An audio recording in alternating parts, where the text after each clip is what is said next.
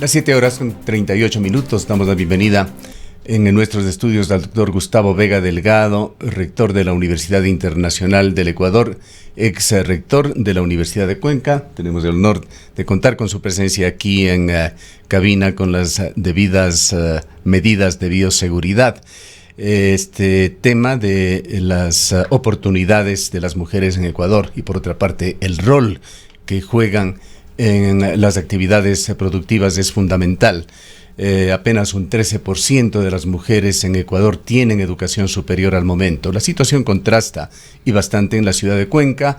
No tenemos estadísticas recientes a la mano, pero en varias ocasiones el número de estudiantes en la Universidad de Cuenca, de estudiantes de sexo femenino, ha superado al de masculinos, y en lo que no hay ninguna duda, y las estadísticas lo comprueban, es que el mayor reconocimiento académico en la Universidad de Cuenca, el premio Benigno Malo, sistemáticamente le han venido ganando mujeres, y actualmente la Universidad de Cuenca está regentada por una rectora mujer, María Augusta Hermida. Con estos antecedentes, damos paso a nuestro invitado para una reflexión sobre esta importante fecha de reivindicación. Muchas gracias, Gustavo. Siempre honrado de estar en Antena 1. Saludos a sus radio audientes y también videntes con la modernidad del sistema de radio actual. En efecto, para comenzar este diálogo, de lo que agradezco tanto, quiero mencionar que las Naciones Unidas han mencionado, han estatuido, han decretado, que 2 deudas históricas tiene todavía la sociedad que pagar y cumplir, tanto la equidad de género cuanto el medio ambiente. Se habla de género sustentable para combinar las 2 deudas históricas que en efecto tiene la humanidad respecto de 2 categorías que implica una perspectiva distinta de la humanidad.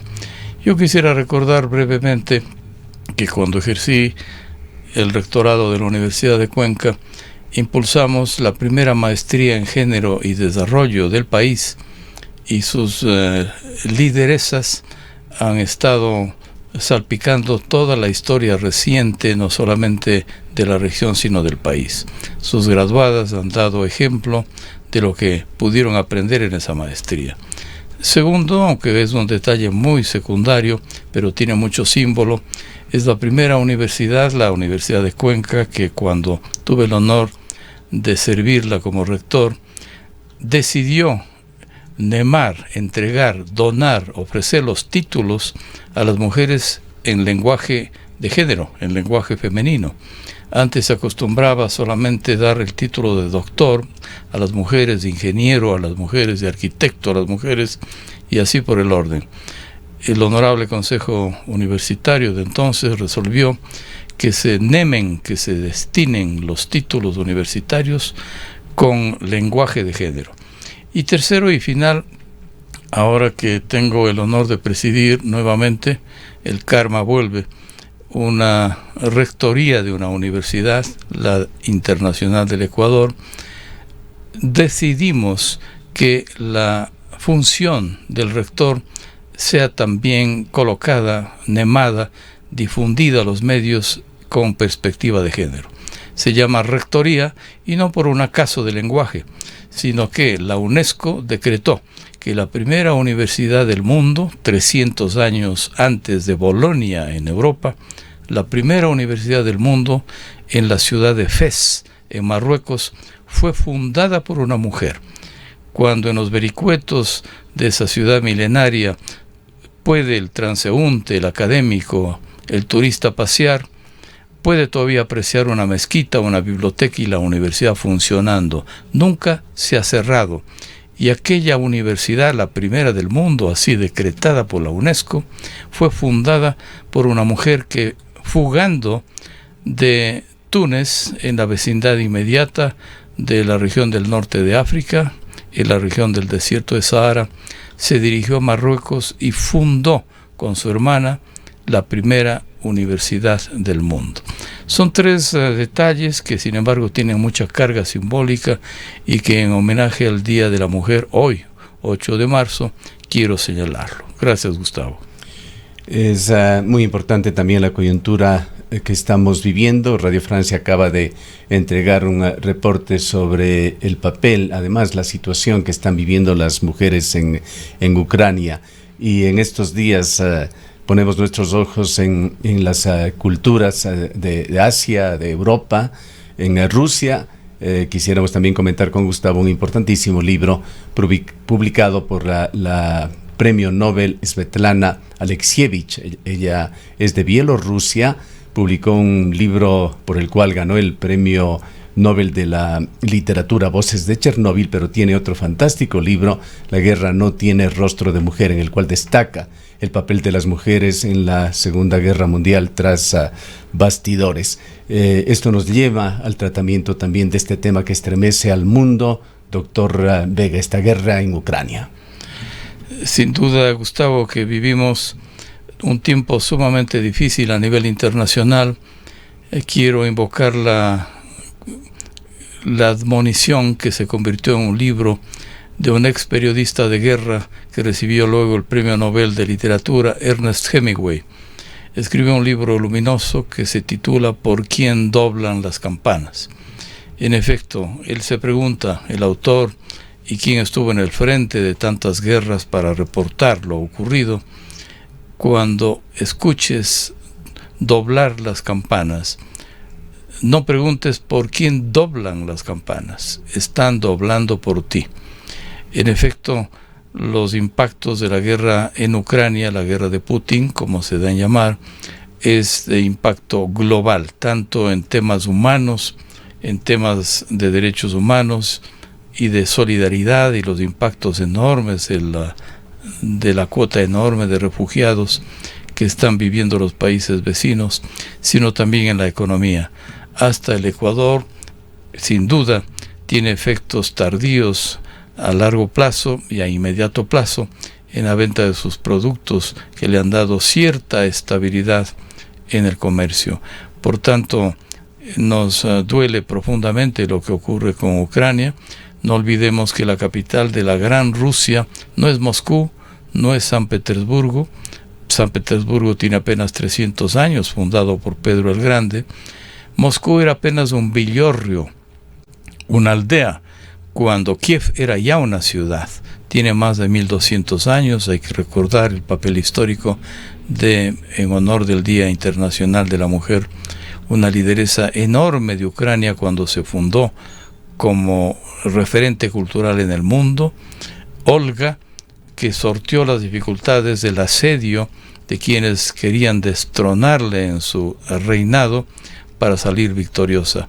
Kiev, una ciudad además muy curiosa de asiento de refugiados, junto con la capital de Polonia, Varsovia, y en el caso de América Latina, Buenos Aires, son tres ciudades que acogieron posiblemente la cantidad más alta de refugiados judíos en el tiempo de la persecución nazi. Buenos Aires, en la calle 11, está repleta todavía de descendientes de judíos, el barrio Pasteur. Y por cierto, el gueto de Varsovia, que sirvió para que Hitler se tomara a sangre y fuego, el gueto de Varsovia estaba precisamente poblado por inmigrantes judíos, y no es distinta la realidad de Kiev. El propio presidente actual de Ucrania es un descendiente de judíos. Leonard Bernstein, un famoso director de orquesta que los amantes de la música le reconocen por su papel en West Side Story, Amor sin barreras, pues Bernstein tuvo una abuela ucraniana. Por tanto, nos duele profundamente una guerra que es realmente fruto de una visión totalitaria de un país que quiere, sin duda, recobrar los tiempos perdidos cuando se extinguiera la Unión Soviética y cuando los zares dominaban medio mundo. Esperamos que ese nacionalismo se mantenga. La cultura rusa es enormemente valiosa en literatura, en música, en ballet, en ciencias. Hay figuras enormes y maravillosas en Rusia, pero que ventajosamente intelectuales, artistas, profesionales han salido a las calles de Moscú para protestar contra la guerra, a pesar del riesgo de que su manifestación de conciencia signifique 15 años de cárcel. Vayamos, doctor Vega, a un análisis de cercanía de lo que sucede en nuestra ciudad, en nuestra provincia. Habíamos hablado de lo excepcional de Cuenca en lo que a oportunidades de educación para la mujer se refiere, pero hay la otra oscura faceta. Cuenca se encuentra también en el otro extremo, tiene los índices más altos de violencia contra la mujer. ¿Cómo entender esta paradoja? En efecto, el país está en quiebra. Tenemos dos factores fundamentales. El factor corrupción de cuello blanco, una transnacional de la corrupción y del delito a través del narcotráfico internacional, que tiene efectos devastadores, no solamente en las cárceles. Un país tan pequeño como el nuestro, que ha reportado la cifra más alta de muertes en las cárceles, es una vergüenza internacional. Y por cierto, también en las calles, en donde la sevicia, la crueldad, se manifiesta de una manera tal como aleccionando a las bandas opositores para que puedan mantener una territorialidad diferente. La situación es tan grave que sin duda solamente el gobierno, solamente el Estado ecuatoriano, la sociedad civil se sentirán insuficientes para poder controlar una plaga de estas dimensiones. Tiene que haber una alianza estratégica entre países en donde la sociedad civil, en donde los ciudadanos tenemos la misión de aportar, no solamente de denunciar, para que el control de una plaga de estas dimensiones no haga del Ecuador una tierra inhóspita, que en efecto ocurre a día seguido. Una segunda causa de la violencia es sin duda la depauperación económica general que ha tenido el país, un colapso financiero que hace que la delincuencia del estado llano, de corte a supervivir, a robar para vivir, sea asunto de pan de todos los días. Lamentablemente son dos lacras que nos sacude hondamente al país y no hay diferencias. Cuenca, que otra hora era una ciudad tan civilizada, tan pacífica, es imposible de transitar con la confianza de otros tiempos. Sobre todo Guayaquil y Durán, la zona de la influencia de la provincia del Guayas, es posiblemente la zona más complicada y terrible. Sin embargo, el país entero tiene una misión que cumplir: poder mejorar el trabajo, poder mejorar la capacidad de empleo y de empleabilidad que debe tener, para que, evitando una desocupación enorme que le obligue a la población a mendigar, y a veces a mendigar con violencia, pues siga perpetuándose en nuestro país. Muy duro, no hay recetas, solamente la voluntad férrea en donde todos tengamos que poner de parte para que podamos mitigar una crisis de proporciones. El doctor Gustavo Vega, lo señalamos en una entrevista anterior, es miembro reciente de la Comisión Ciudadana Anticorrupción. Quisiera comentarle, doctor Vega, y comentar con nuestros oyentes lo que nos relataba recientemente la gerente de una importante empresa pública. Fue una conversación privada, por tanto nos abstenemos de dar los nombres, pero son historias reales. Nos comentaba sobre la corrupción que sigue primando en esferas del Estado, en este caso, detalles sobre algún gobierno seccional que para cualquier tipo de trámite continúa tratando de extorsionar, de recibir sobornos a cambio de agilidad en trámites o del flujo de pagos. Quisiera preguntarle a usted, con esta experiencia que aún está fresca de ser miembro de la Comisión Ciudadana Anticorrupción en Ecuador, ¿cómo está viendo nuestro país desde esta perspectiva?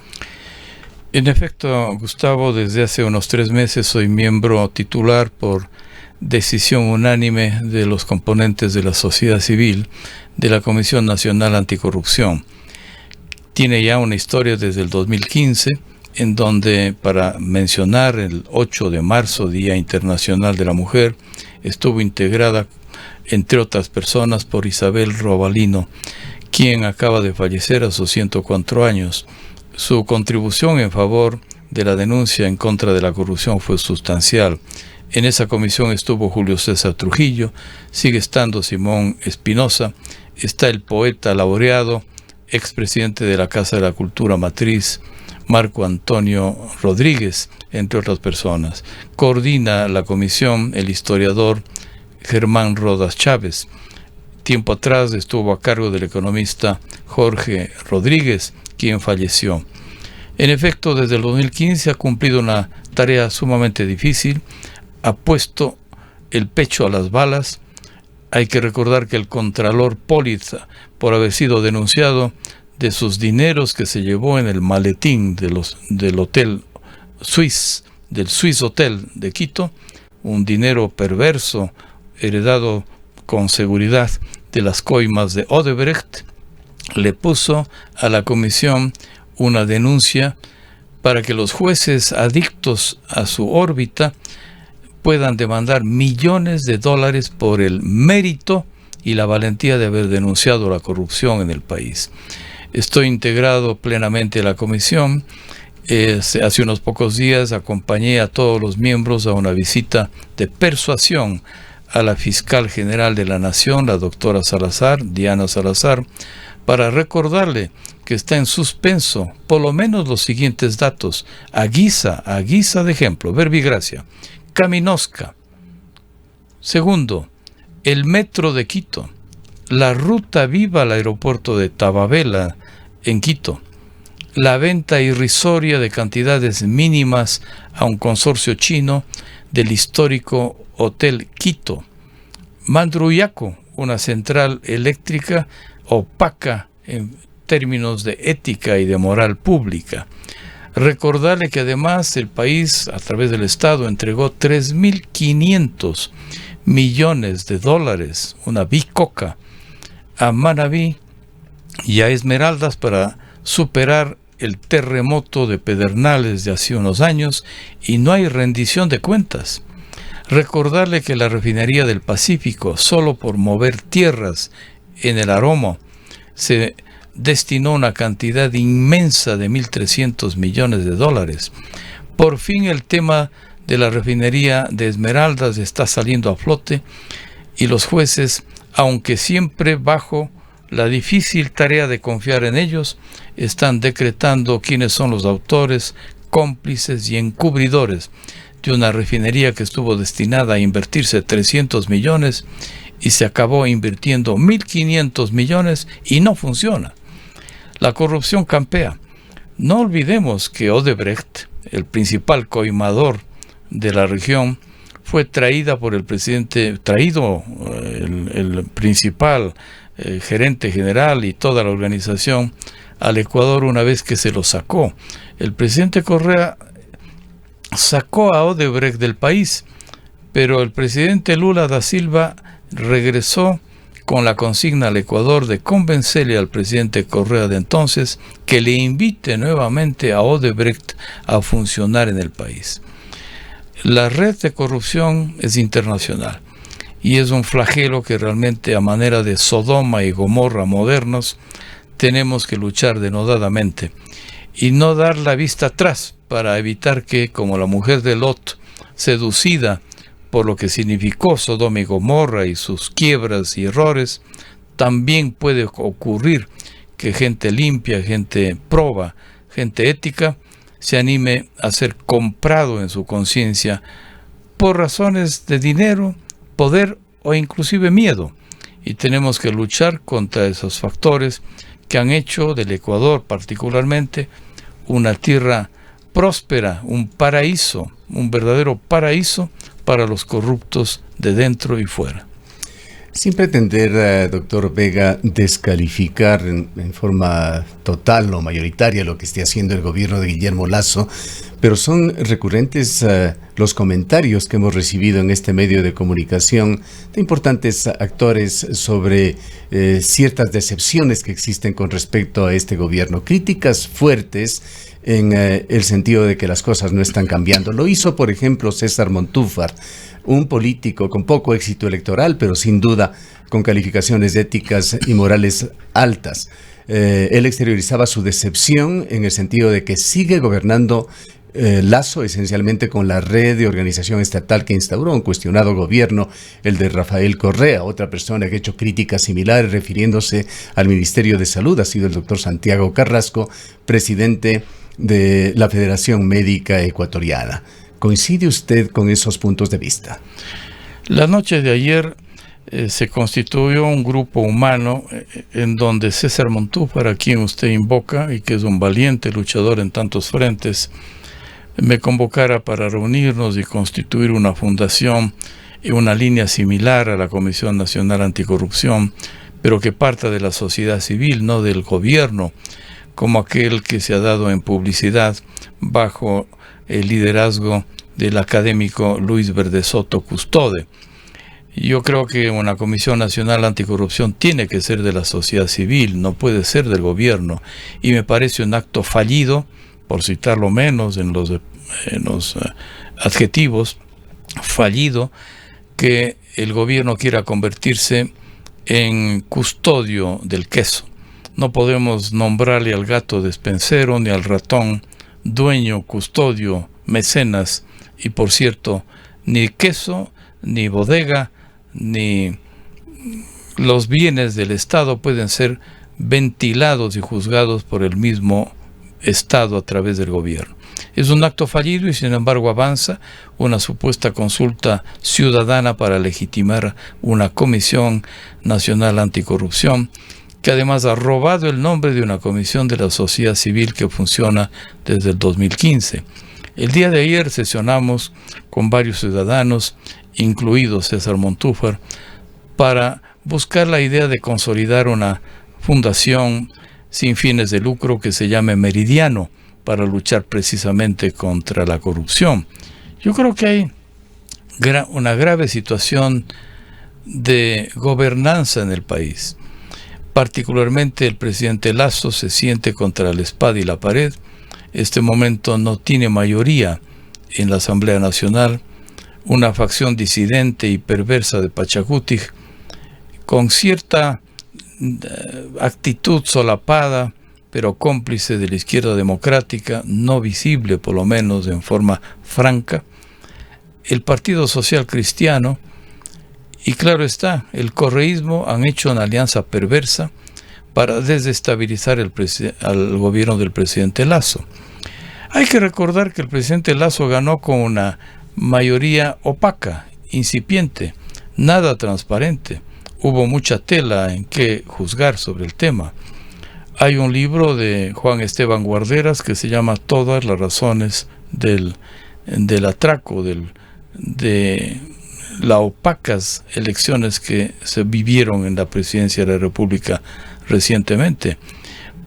Por lo que fuese, el presidente Lasso, a pesar de una, pues yo diría, victoria de alguna manera no transparente, es el presidente. Y el Partido Social Cristiano, que tiene una ideología similar, se ha convertido en el principal fiscal. Ahí no es el tema ideológico porque son vecinos, ambos son centro derecha.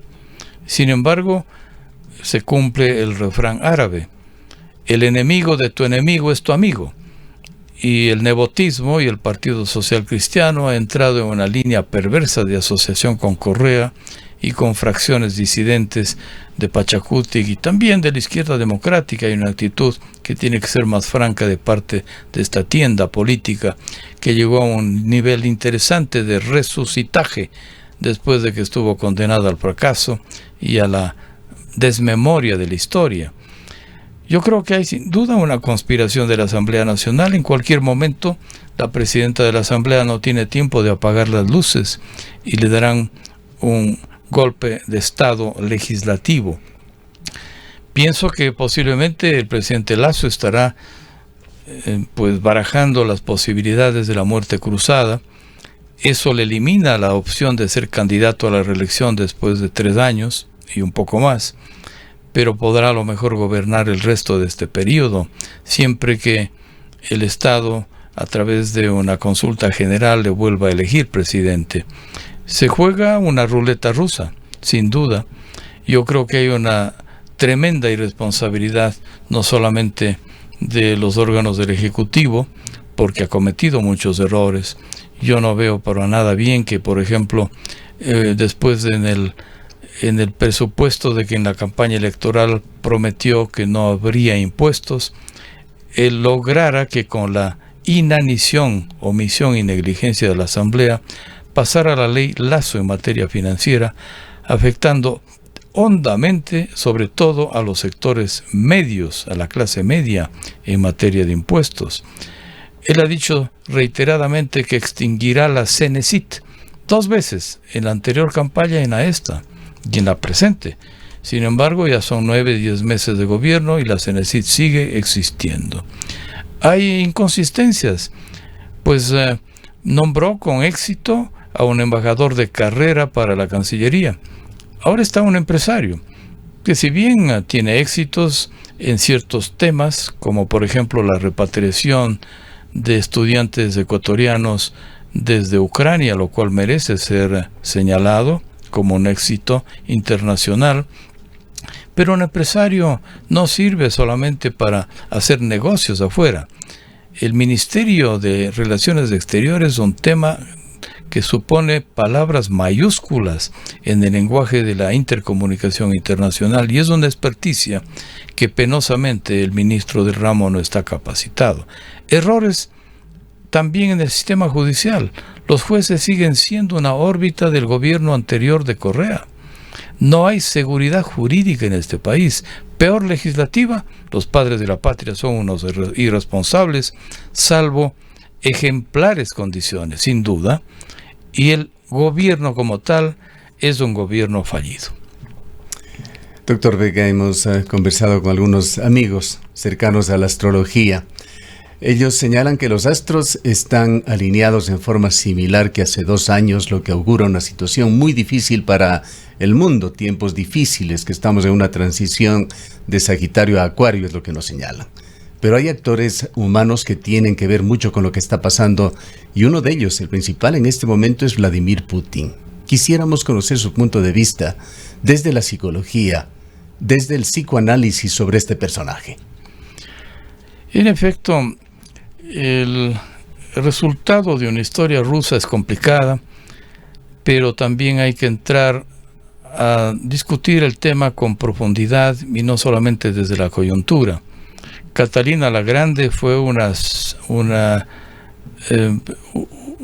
líder internacional de condiciones tan comparables como, por ejemplo, la reina Victoria en Inglaterra.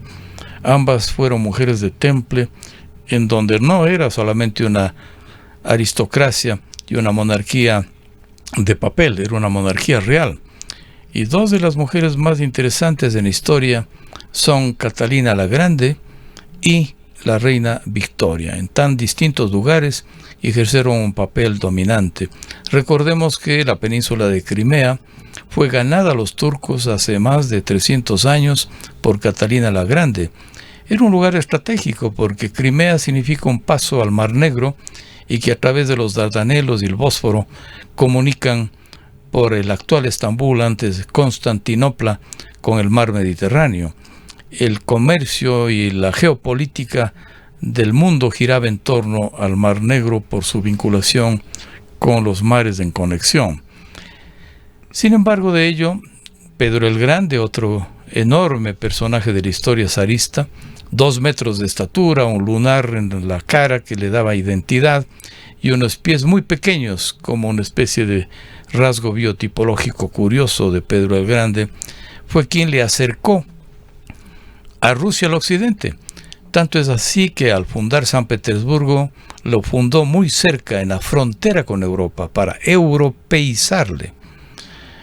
Por cierto que tierra de cosacos, tierra enorme de estepas, tierra de glaciales y de témpanos, sin embargo sigue siendo, a pesar del colapso de la Unión Soviética, el país más grande del mundo. Canadá recién sigue siendo el segundo.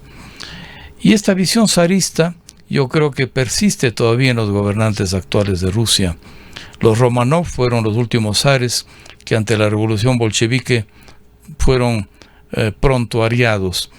pero también ha habido perversos en la historia como Iván el Terrible, capaz de asesinar a su hijo en un brote de violencia y de cólera. Iván el Grande no. Iván el Grande fue un grande, como su nombre lo dice, en la historia zarista.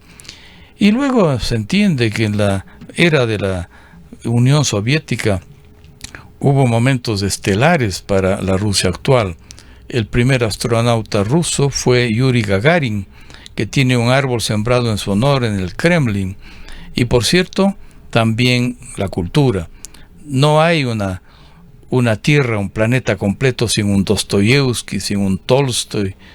Tampoco la música es completa sin Tchaikovsky y sin Rimsky-Korsakov, Borodín. Pues la gama de músicos de nueva generación en Rusia son una maravilla. La diva más importante del mundo actual, heredera de María Callas, es Anna Netrebko. La soprano más distinguida de la historia es rusa. Por cierto que también científicos. Iván Pavlov mereció un premio Nobel de Medicina. Lobachevsky hizo aportes para la geometría no euclidiana. Mendeleev en la química, que es también parte de su rama de profesión, Gustavo, pues con toda la tabla de los elementos hizo historia en el campo de la química desde Rusia. No podemos entender la literatura sin Chekhov, sin Pushkin. Rusia es enorme y precisamente aquellos intelectuales, herederos de sus artistas y gente de cultura, están protestando contra Putin, que se siente heredero de los zares y de los presidentes de la Unión Soviética, que habiendo perdido territorio, habiendo perdido fuerza competitiva en el mundo, interesan retomarlo. Es lo que se da en llamar el síndrome de hubris. Cuando una persona adquiere poder, se le desconoce, porque la ambición, la vanidad, la soberbia hacen fácilmente que aquellos sean genocidas, como fue Stalin. A Stalin mandó asesinar a más opositores que los caídos en la Segunda Guerra Mundial, que fueron 20 millones de rusos. El genocidio es pues parte de la nueva ética cuando una persona que adquiere poder se siente en su curul. Yo diría que inclusive con la amenaza de la guerra nuclear, no olvidemos que a 80 kilómetros de Kiev está Chernóbil, que ya tuvo un accidente fatal y que hay una zona de restricción porque los impactos en la salud, en el cáncer y en tantos efectos es conocido. Por tanto, la amenaza de una guerra nuclear hace que recordemos la frase de Albert Einstein. ¿Cómo es, científico? ¿Cómo es? ¿Cómo ve usted? ¿Cómo será la tercera guerra mundial? Pues no estoy seguro, respondió Einstein. La tercera guerra mundial no sé cómo se lleve a cabo, pero la cuarta será con piedras y palos, porque volverá la cultura, la civilización de la humanidad a eras paleolíticas de cara a una extinción. Bien, doctor Vega, culminemos este diálogo con lo que entendemos es su principal razón para visitar la ciudad de Cuenca. Se dará una distinción a un valioso cuencano, el doctor José Guillermo Aguilar Maldonado, compañero justamente en la Facultad de Química, a la cual usted hacía referencia hace instantes. Él recibirá una distinción rectoral en el grado de doctor honoris causa que le concede la Universidad Internacional del Ecuador. En efecto, Gustavo, estoy en Cuenca una semana, tenemos 3 actividades intensas en cuanto a lo que la Universidad Internacional del Ecuador ofrece a Cuenca, porque creemos que es un polo cultural, científico y artístico, artesanal, empresarial, singular. Tenemos vivo empeño de poder tener, durante un tiempo de gestación, se entiende, ciertas carreras que puedan ser legalmente autorizadas en la ciudad de Cuenca, sin entrar en competencia para nada con universidades fraternas, que las queremos y admiramos profundamente, más aún habiendo sido parte de la cantera personal. Cuenca, en cuanto a sus universidades, queremos simplemente pensar en colaborar. Hay 3 actividades que vamos a desempeñar esta semana, sobre todo en campos médicos y de la salud. Firmamos un convenio con el Hospital del Río el día jueves a las 10 de la mañana para protocolizar lo que está ya en marcha, que juntos la UID y el Hospital del Río podamos auspiciar especialidades médicas concretas. La UID tiene un mérito especial, 30 años de vida, y hemos logrado a través, en parte, de mi ejercicio rectoral, en parte a través de un colegiado enorme y en alianzas internacionales, de ofrecer a la ciudadanía 58 posgrados legales y legitimados, 58 carreras de posgrado. Tenemos además en estos días ya aprobadas 10 nuevas carreras por el Consejo de Educación Superior de pregrado. Aparte de las 18 previas, queremos hacer 20 carreras más de pregrado, porque solo la educación produce ciudadanos libres. La educación es un factor indispensable de la libertad.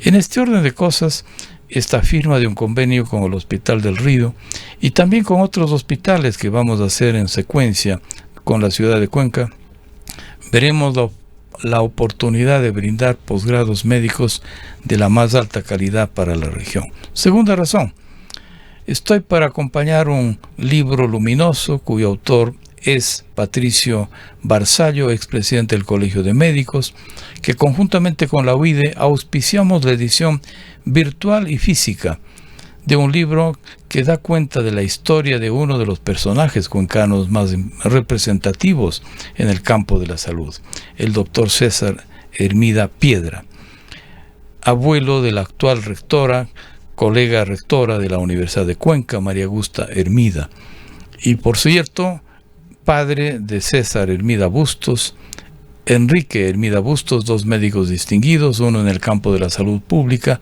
el segundo en el campo de la patología, son referentes en sus especialidades. Estamos aquí para acompañar la presentación de este libro, el cual tiene un estudio introductorio de mi parte como rector de la UID, el día jueves 10 de marzo a las 6 de la tarde en la sala de conciertos de la Casa de la Cultura.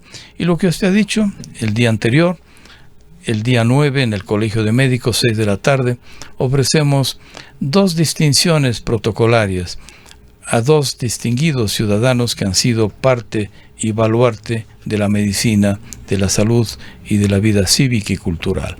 El doctor Guillermo Aguilar Maldonado, en sus casi 97 años de vida, es el médico vivo más representativo de la ciudad. Sus aconteceres en distintos campos han meritado para que el Honorable Consejo Superior de la UIDE decida la entrega de una distinción rectoral en el grado de doctor honoris causa para el doctor Aguilar Maldonado.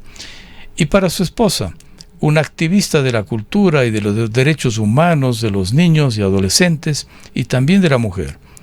56 años organizando Lulú Torres Ochoa, un pase del niño desde la sociedad civil, los segundos sábados de cada enero, 56 años, salvo los de pandemia, ha puesto en las calles la recreación de la cultura popular y de la espiritualidad honda que tiene el pueblo cuencano. Tantos años como directiva del INFA y de la Cruz Roja, hace de ella una mujer adalid. ¿Por qué no decir promujer? Decimos en el lenguaje masculino y casi machista, este es un prohombre.